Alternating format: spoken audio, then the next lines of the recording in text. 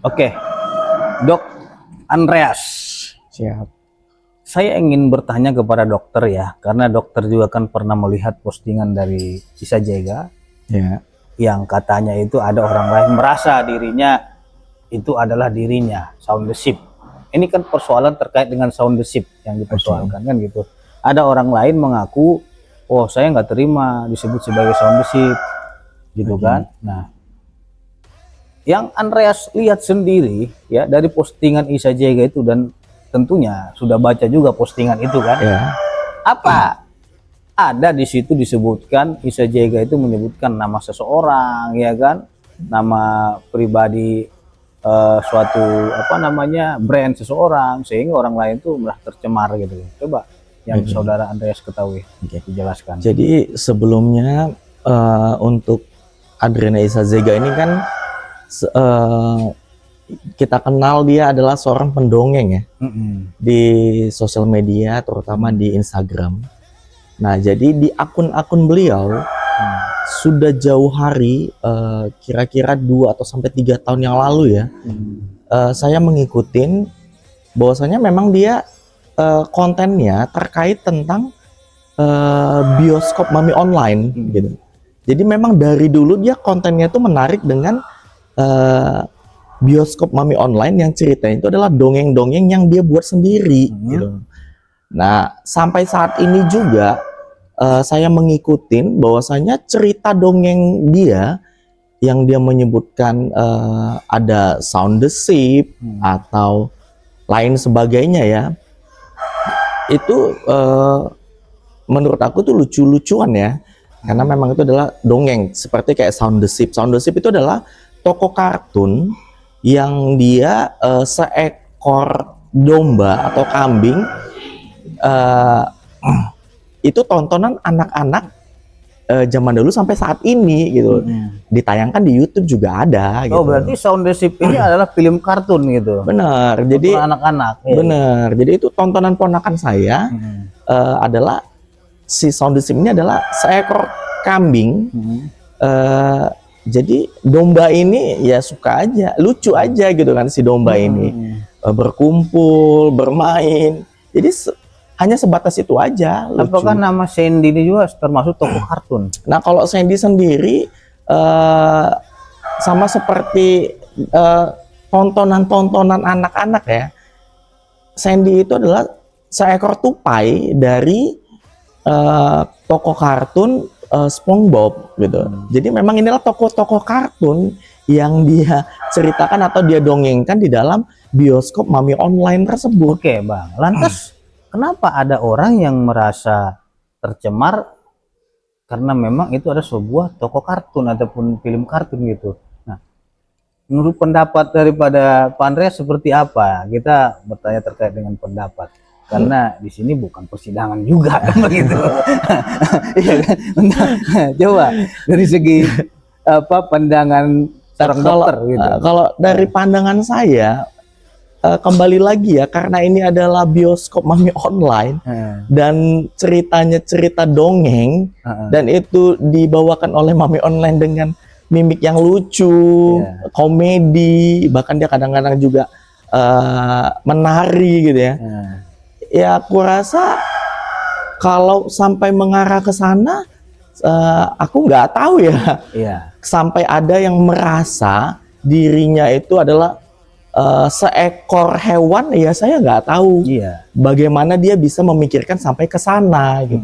Sementara kita sudah tahu kalau pengikut Mami Isa ini sudah lama, pasti dia tahu dia ini adalah seorang yang bercerita tentang dongeng itu saja. Jadi nggak ada hal yang harus baper ya, menurut aku sih seperti itu. Jadi menurut Dokter Andreas sebenarnya nama Sandy ini cuma satu orang atau banyak orang? Oh tidak, karena Sandy ini tetangga aku juga karena ada namanya Sandy. Loh, karena kan sudah kita lihat juga bersama-sama, masyarakat juga sudah melihat. Di situ tidak ada menyebutkan nama lengkap seseorang, gitu. Makanya yang dokter ketahui nama Sandy ini apakah satu orang atau banyak orang kan begitu? Ya, kalau kita tarik ya, nama Sandy ini kan banyak ya, bahkan tetangga aku, karyawan aku juga ada namanya Sandy. Nah, jadi kita sebagai ajang lucu-lucuan aja gitu, sama kayak seperti konten-konten orang lain kan juga seperti itu. Misalnya contoh seorang yang komedi menyebutkan nama Tony, contoh gitulah. Kita nggak tahu Tony itu siapa. Nama Tony itu di Indonesia banyak sekali dan dibuat lucu-lucuan, dan itu menjadi kita kayak contoh ya, kita mention Tony dipanggil Mami nih, padahal Tony yang mana kita juga nggak tahu gitu. Jadi harusnya nggak sampai ke sana. Oke, saya ingin tanya dulu dari segi pandangan hukum ya, karena ini kan postingan itu terkait dengan soundship. Nah, tadi Dokter Andreas sudah menjelaskan soundship itu bukanlah nama seseorang, yang kita ketahui berdasarkan faktanya adalah film kartun. Nah, dari segi kacamata hukum nih, Bang Julianus, bagaimana kira-kira tanggapan dan pendapat Abang terkait itu? Ya, jadi pertama begini Bang Putra. Saya melihat ini dari tontonan YouTube yang Abang buat kemarin Bang ya. Iya. Saya melihat itu Bang Fitra mempertanyakan beberapa hal kepada saksi. Iya. Nah, sebenarnya kan kita harus pahami juga ya, jaksa penuntut umum paham saksi itu dalam KUHP adalah di pasal 1 angka 26. Iya. Nah, sebelum jaksa itu menyajikan saksi sebagai alat bukti sebagaimana pasal 144 KUHP, dia kan harus melakukan pendalaman. Iya. Alat bukti itu adalah merupakan salah satunya saksi. Nah, dalam 138 KUHP dia ditugaskan mendalami alat bukti itu. Saya bingung gitu, pertanyaan Abang itu kok kejam gitu. Biasanya begini, Abang ini tuang siksa atau advokat gitu.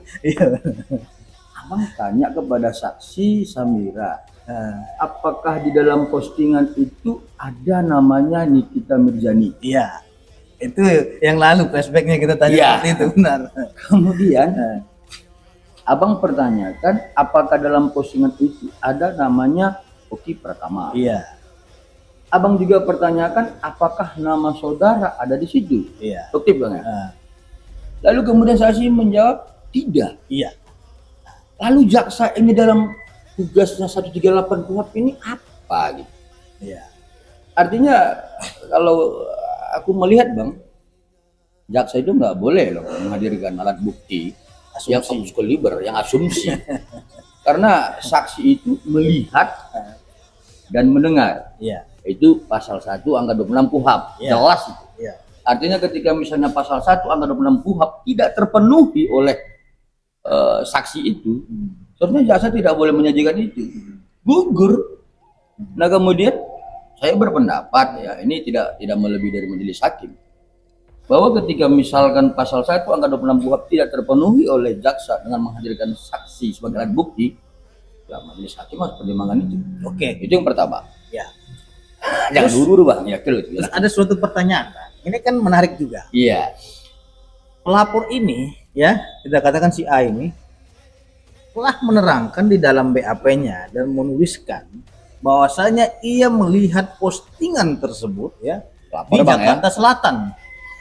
Postingan terkait dirinya katanya gitu ya, yang diduga mencemarkan nama baik. Iya. Nah, kalau memang pelapor ini sudah menerangkan di dalam BAP, dia melihat TKP-nya itu di Jakarta Selatan, di rumahnya sendiri.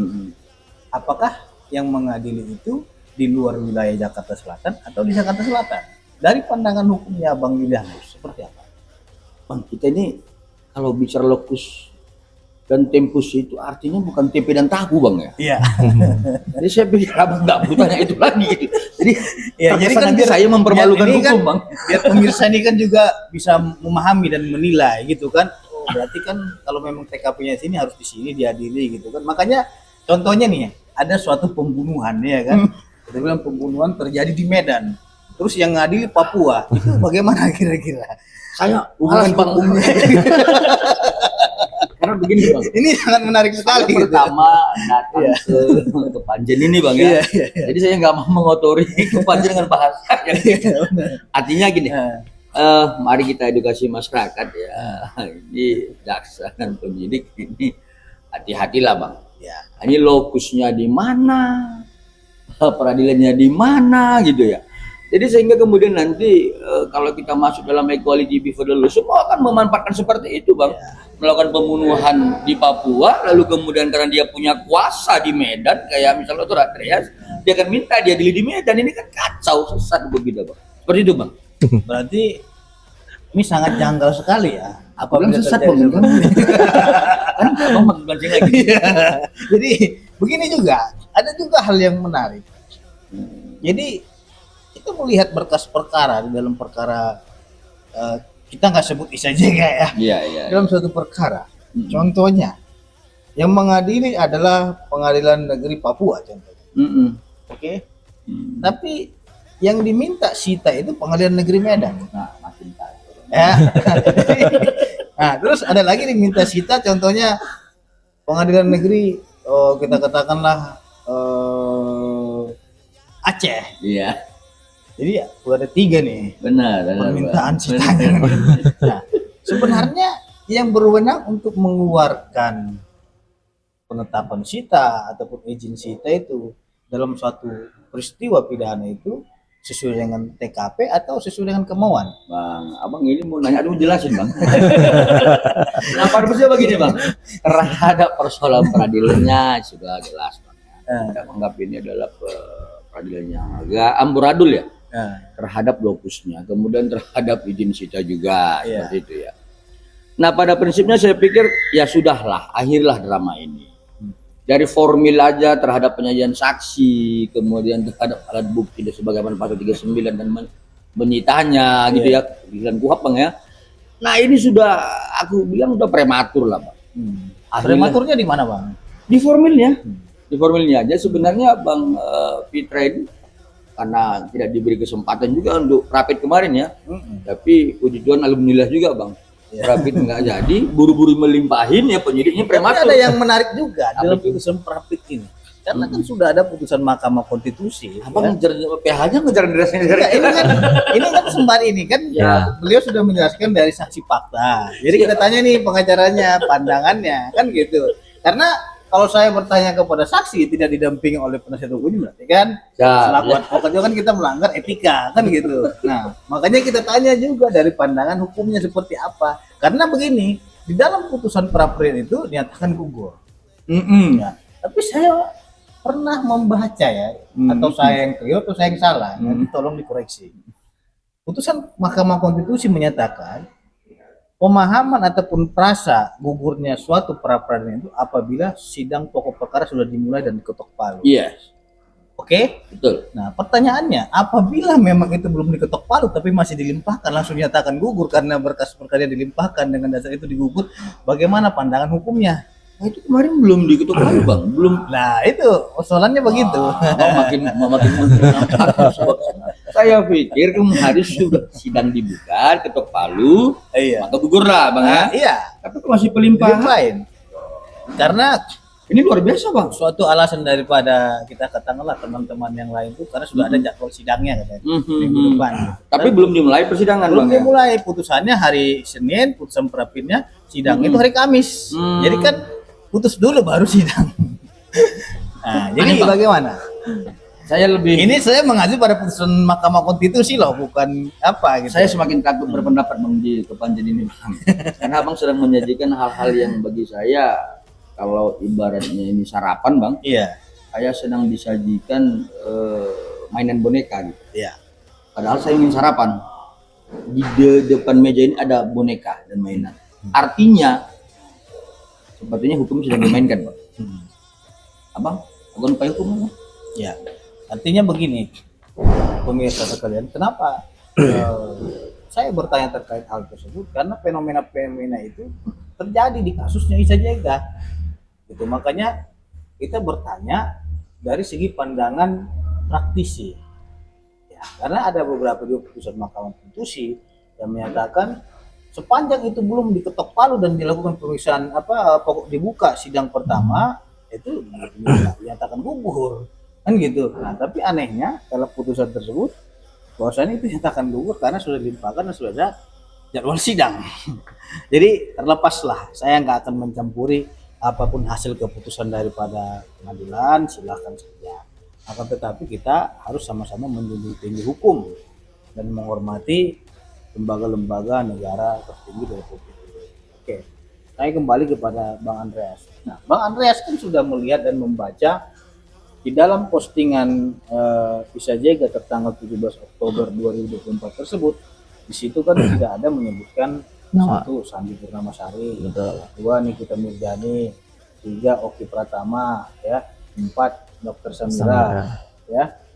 Nah, lantas yang menjadi pertanyaan saya, ini kok seolah-olah ada dibuat sebuah rangkaian gitu kan, yang mengacu, oh ini adalah saya gitu kan, ini adalah saya, ini adalah saya gitu. Tapi kita tanya legalitasnya atau contohnya ada nggak hakinya itu bahwa kamu tidak bisa dibuktikan. Oke. Itu kan baru mau didaftarkan, dan itu juga belum ada keputusan daripada Dirjen Haki bahwa itu adalah milik dia. Contohnya kalau itu kan gitu. Yeah. Dan satu lagi, laporan polisi dulu ada baru daftarkan hakinya. Iya, siap. Nah, saya tanya kepada Bang Andreas, dari cerita-cerita postingan-postingan yang ada di dalam itu tidak ada disebutkan nama.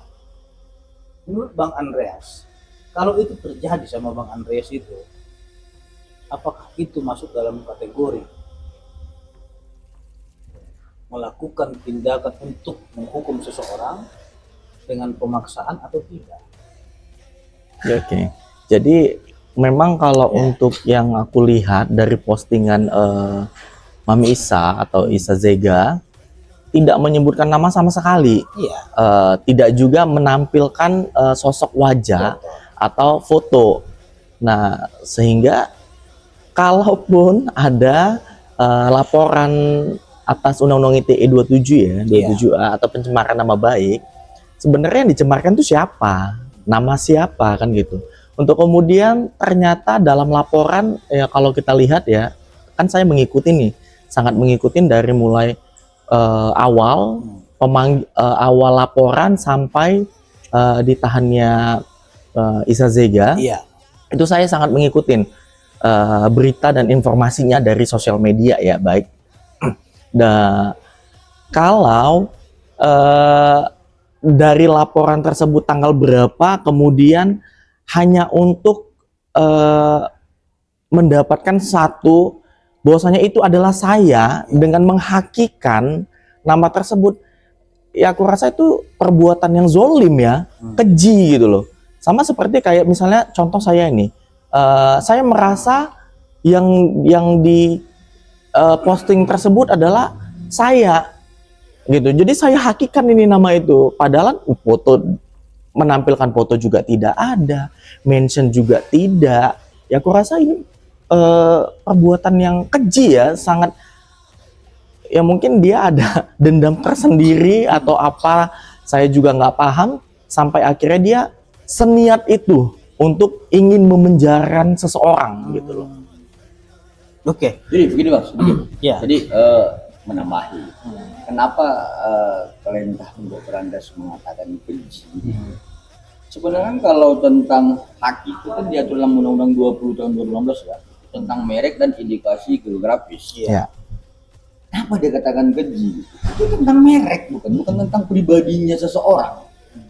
Nah, artinya apa? Kalau ketika tentang merek dan indikasi geografis itu dikatakan dirinya, itu kan keji.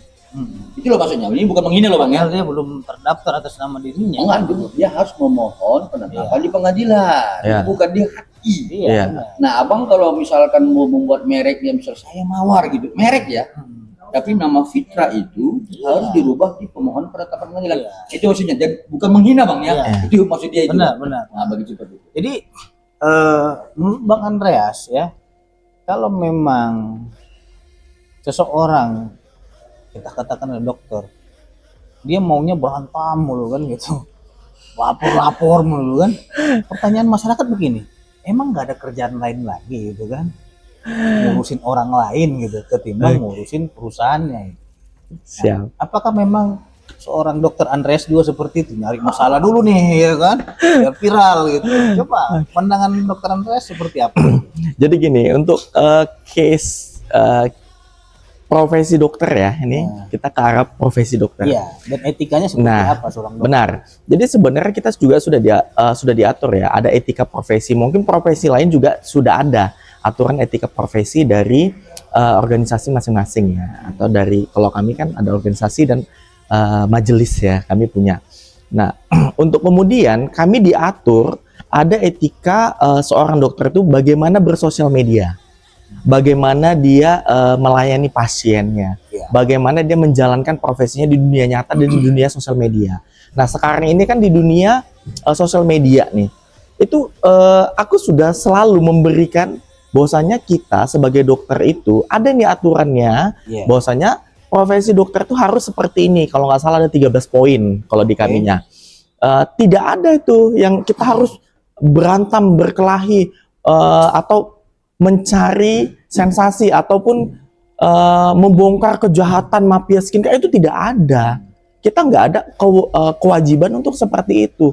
Jadi tugas kita adalah memberikan informasi yang benar tentang kesehatan, promotif, mempromosikan kesehatan. Misalnya ada temuan ilmiah yang terbaru, ada vaksin terbaru, ada penyakit yang dimunculkan tiba-tiba. Itu yang kita akan berikan informasi kepada masyarakat, bukan mengurusin produk orang. Wah, ini nggak bagus, aku cek lab, aku begini. Dia mau ngapain gitu loh. Sudah ada yang menangani itu BPOM gitu. Sudah ada. Sementara kita profesi dokter itu tugasnya bukanlah seperti itu. Kita hanya memberikan edukasi yang benar, yang baik. Kalau misalnya ada misleading atau informasi sesat terhadap profesi kita juga nih, teman sejawat, ya kita tegur lewat jaringan pribadi, misalnya kayak DM, WA. Kemudian kalau misalnya tidak diterima juga, mau tidak mau kita harus mengcounter misleading tersebut. Nah, untuk kemudian sosok ini ternyata berbeda, yang nggak bisa kita kita berikan secara pribadi, private DM itu nggak terima gitu. Akhirnya kita kan tidak mau, itu berdampak sekali pada semua profesi-profesi yang tidak sependapat dengan dia. Contoh gini nih Bang, ada seorang profesi oknum dokter ya gitu ya, dia memberikan informasi misalnya, kalau kamu demam jangan minum obat, tunggu aja sampai 14 hari, itu nanti tubuhmu akan menyembuhkan sendiri. Nah, padahal itu tidak seperti itu. Nah, untuk kemudian kita di dunia nyata akan melihat pasien datang, tiba-tiba dia udah hancur-hancuran.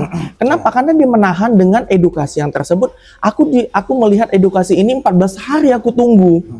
Nah, itu sangat berdampak bagi kita di dunia nyata. Itu kemudian kita harus memperbaiki stigma atau statement yang sesat tersebut. Kita akan perbaikin semua itu, karena sangat tidak baik untuk di kemudian hari atau saat itu juga, itu berdampak sekali bagi kami. Oke, kemudian apa yang menjadi motivasi seorang dokter ingin mengurusi produk-produk orang lain gitu? Apa yang menjadi motivasi itu? Karena saya lihat ini akhir-akhir ini sangat tren sekali. Dokter Andreas, apa yang menjadi motivasi seorang dokter ya mengreview ataupun mengulas produk-produk orang lain ya, sedangkan produknya sendiri kita tidak pernah melihat dia review produk-produk dia sendiri kan gitu, dan jelaskan kepada publik, ini loh produk saya seperti ini, artinya yang dipasarkan dia produk dia, lebih dia mengkritik produk orang lain. Apa yang menjadi motivasi seorang dokter sehingga melakukan perbuatan tersebut? Kalau untuk produk sebenarnya di kami ya, untuk profesi dokter, dari mulai kuliah semester 1 sampai tamat menjadi profesi dokter, kami tidak ada mempelajari tentang produk. Produk skincare itu kita sebenarnya tidak ada mempelajari hal-hal tersebut, sehingga ketika pertama kali muncul ada konten review dengan hasil lab, itu aku sudah mengcounter bahwasanya ini bukanlah tugas seorang dokter.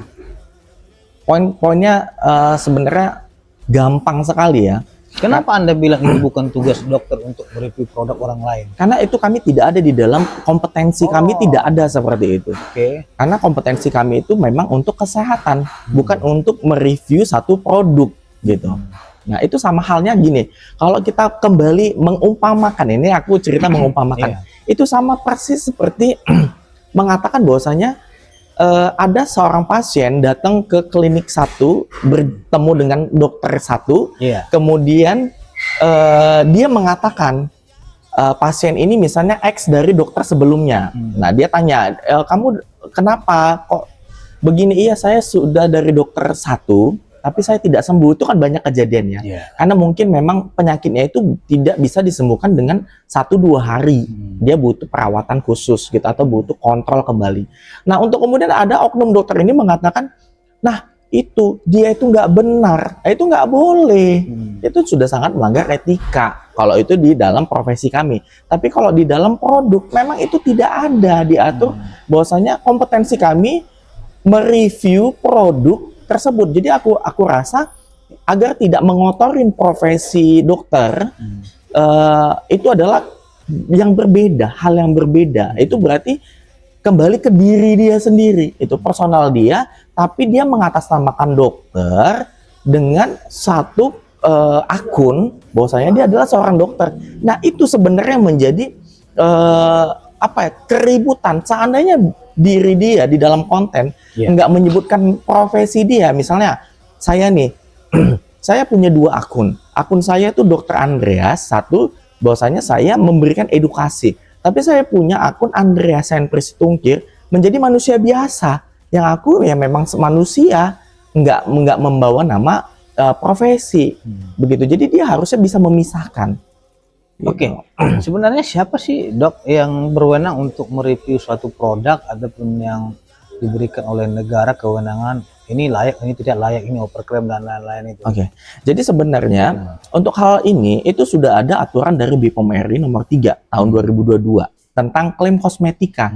Kita kan sekarang berbicara tentang produk kosmetik. Nanti ada lagi yang produk farmasi lain, produk suplemen atau segala macam itu. Untuk di kosmetik itu di BPOM RI nomor 3 tahun 2022, bahwasanya wewenang tersebut adalah BPOM RI, bukan kita. Sudah ada itu poin-poinnya di mana mereka itu ada yang namanya pre-market sama post-market. Jadi pre-market itu dia akan direview dulu, layak nggak ini dapat izin edar. Sebelum diedarkan ya? Sebelum diedarkan, misalnya formulasinya apa, persentase dari bahan aktifnya berapa, kemudian dicampur dengan apa, teknologinya seperti apa, kemudian pengawetnya pakai apa, berapa tahun ini expired date-nya, itu semua ada diuji di dalam pre-market. Kemudian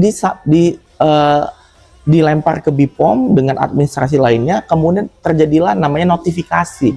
Notifikasi itu adalah sudah layak, sudah bisa diedarkan. Nah, jadi yang mereview sebelum sebelum diedarkan sampai diedarkan itu tugasnya BPOM. Bahkan sampai misalnya ini sudah ada izin edarnya, ternyata dalam izin edarnya berjalan 6 bulan, 1 tahun atau 3 tahun masa akhir, ada perubahan yang dilakukan oleh produsen atau pendistribusi. Itu juga BPOM yang sudah melakukan jadwal mereka. Mereka sudah ada jadwal. Muncul pertanyaan masyarakat dok, ya. Sebenarnya BPOM ini hadir nggak di tengah-tengah masyarakat, dan apa saja yang sudah dilakukan penindakan oleh BPOM? Jadi ini akan dijawab oleh Dr. Andreas di segmen ketiga.